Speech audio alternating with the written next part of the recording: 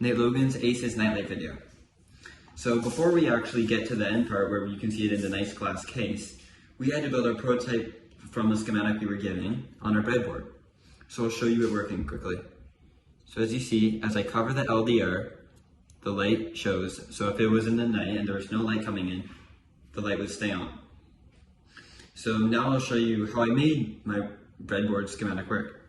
So as you see, this is a 10K resistor that goes from the positive terminal on the breadboard over to coincide with the 10K potentiometer.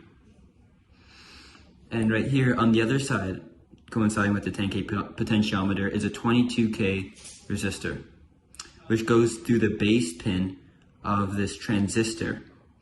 And then there's a 470 resistor that goes from the emitter of the transistor to the first LED here, which brings the current to the second LED here, and then brings it to this yellow wire which grounds it, which also brings it to the LDR, so that when I put something covering the light, it turns on.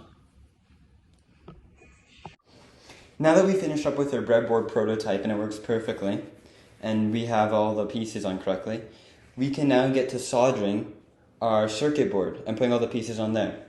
So as you see, I carefully apply the solder stick to the solder, and while it's really close to the circuit board, to make sure that I can quickly get the solder off and onto the circuit board as fast as possible. And as you see, I'm not holding for longer than 5 seconds on the circuit board because I'm not trying to fry it.